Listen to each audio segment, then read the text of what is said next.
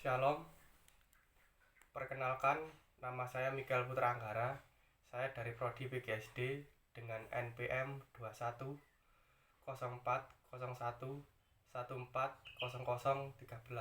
Di video ini saya diberi tugas untuk mereview kembali materi-materi yang diberikan oleh Bapak Ludovicus Boman Wadu pada mata kuliah Pendidikan Kewarganegaraan kelas I, dengan materi yang pertama, hakikat dan pentingnya pendidikan kewarganegaraan.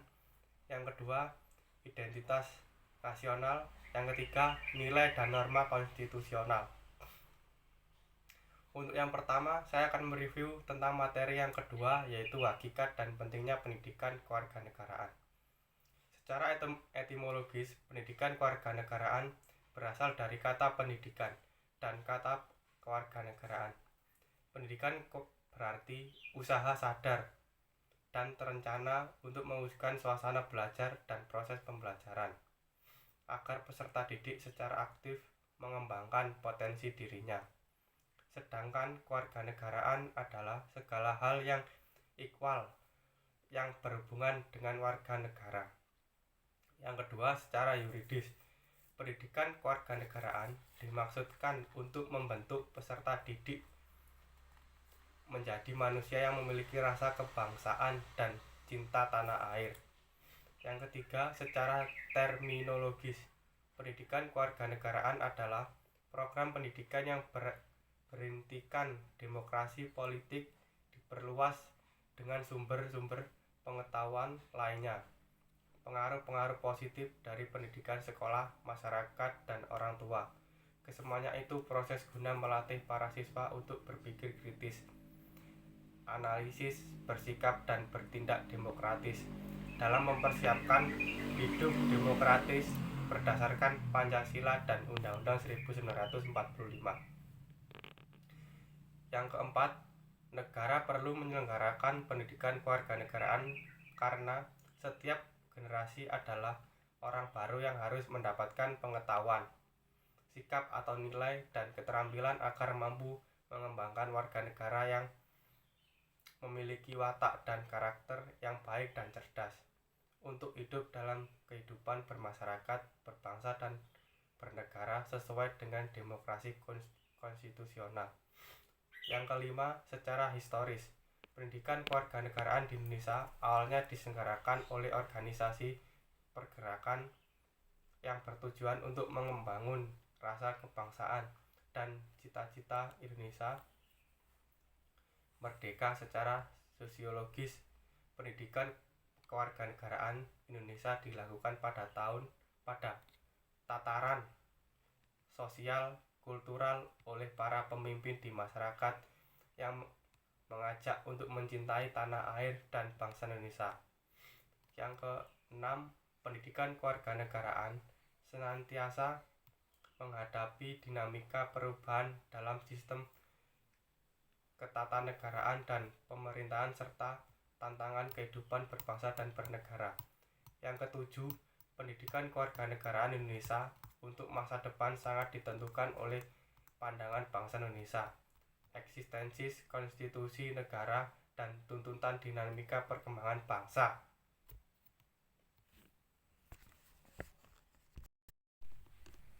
Untuk yang kedua, saya akan mereview tentang materi yang keempat, yaitu identitas nasional.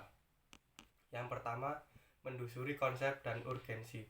Konsep identitas nasional dibentuk oleh dua kata dasar, ialah identitas dan nasional. Dalam Kamus Besar Bahasa Indonesia, identitas berarti ciri-ciri atau keadaan khusus seseorang atau jati diri. Sedangkan nasional berarti bersifat kebangsaan, berkenaan atau berasal dari bangsa sendiri, meliputi suatu bangsa. Dalam konteks pendidikan kewarganegaraan, identitas nasional lebih dekat dengan arti jati diri, yakni ciri-ciri atau karakteristik perasaan atau keyakinan tentang kebangsaan yang membedakan bangsa Indonesia dengan bangsa lain. Yang kedua, menggali sumber historis, sosiologis, politik tentang identitas nasional Indonesia. Secara historis, identitas nasional Indonesia ditandai ketika munculnya kesadaran rakyat Indonesia sebagai bangsa yang sedang dijajah oleh orang asing pada tahun 1908 yang dikenal dengan masa kebangkitan nasional. Secara sosiologis, identitas nasional telah terbentuk dalam proses interaksi, komunikasi, dan persinggungan budaya seralmiah baik melalui pembentukan intersef pasca kemerdekaan. Secara politis, beberapa bentuk identitas nasional Indonesia yang dapat menjadi pencuri atau pembangun jati diri bangsa Indonesia meliputi bendera Saka Merah Putih, bahasa Indonesia, lambang negara, Garuda Pancasila, lagu kebangsaan Indonesia Raya. Dan yang ketiga, membangun argumen tentang dinamika dan tantangan identitas nasional Indonesia. Pada hakikatnya, semua unsur formal identitas nasional, baik yang langsung maupun tidak langsung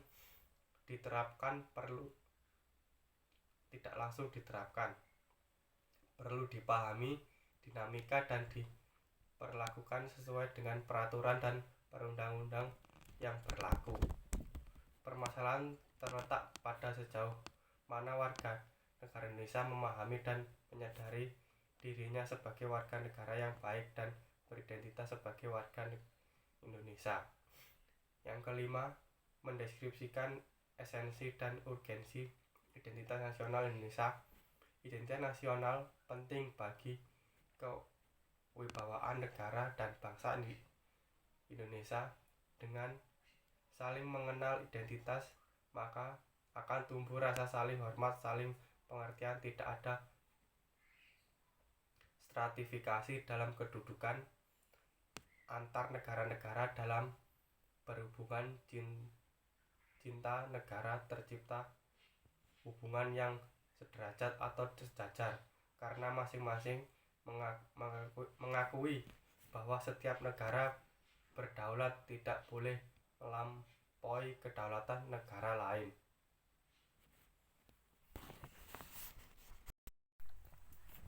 Untuk yang ketiga, saya akan mereview pada materi yang keenam, nilai dan norma konstitusional.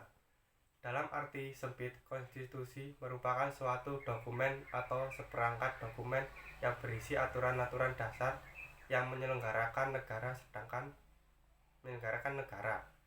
Sedangkan dalam arti luas, konstitusi merupakan peraturan baik tertulis maupun tidak tertulis yang menentukan bagaimana lembaga negara dibentuk dan dijalankan. Yang pertama, konstitusi diperlukan untuk membatasi kekuasaan pemerintahan atau penguasaan negara, membagi kekuasaan negara, dan membagi jaminan HAM bagi warga negara. Yang kedua, konstitusi mempunyai materi muatan tentang organisasi negara, HAM, prosedur, mengubah UUD, kadang-kadang berisi larangan untuk mengubah sifat tertentu dari UUD, cita-cita rakyat, dan asas-asas ideologi negara. Yang ketiga, pada awal era reformasi, adanya tuntutan perubahan Undang-Undang NRI 1945 didasarkan pada bahwa UUD NRI 1945 belum cukup membuat landasan bagi kehidupan yang demokratis, pemberdayaan rakyat, dan penghormatan terhadap HAM. Yang keempat, dalam pengembangan tuntutan perubahan UUD NRI 1945 menjadi kebutuhan bersama berbangsa Indonesia. Oleh karena itu, MPR melakukan perubahan secara bertahap dan sistematif dalam 4 kali perubahan. Yang kelima, dasar pemikiran perubahan UUD NRI 1945 adalah kekuasaan tertinggi di tangan MPR, kekuasaan yang sangat besar Presiden. Pasal-pasal yang terlalu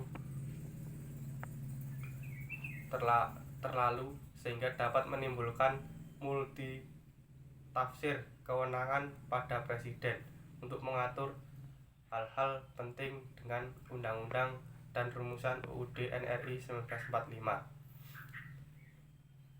Yang keenam, awal proses perubahan UUD NRI 1945 adalah pencabutan ketetapan MPR RI nomor 4 MPR 1983 tentang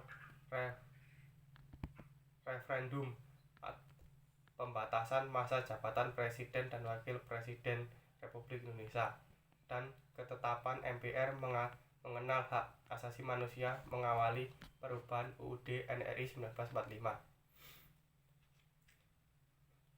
Dari proses perubahan UUD NRI 1945 dapat diketahui hal-hal sebagai berikut.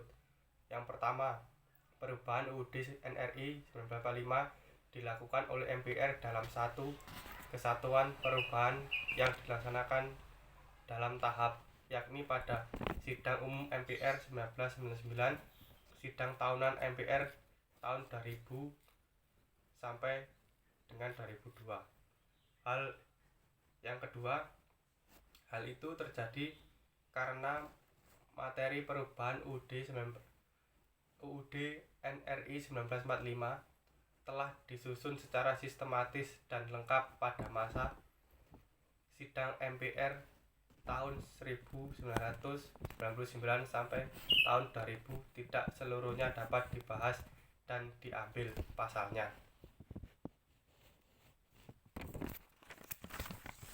Yang ketiga, hal itu berarti bahwa perubahan UUD NRI 1945 dilaksanakan secara sistematis, berkelanjutan karena senantiasa mengacu dan berpedoman pada materi rancangan yang telah disepakati sebelumnya. UUD NRI 1945 menempati urutan tertinggi dalam jenjang norma hukum di Indonesia. Berdasarkan ketentuan ini, secara normatif undang-undang isinya tidak boleh bertentangan dengan UUD. Jika suatu undang-undang isinya dianggap bertentangan dengan UUD, maka dapat dilahirkan masalah konstitusionalitas undang-undang tersebut. Warga negara dapat mengajukan pengajuan konstitusionalitas suatu undang-undang kepada Mahkamah Konstitusi. Demikian hasil review saya. Apabila ada kekurangan, saya mohon maaf. Terima kasih.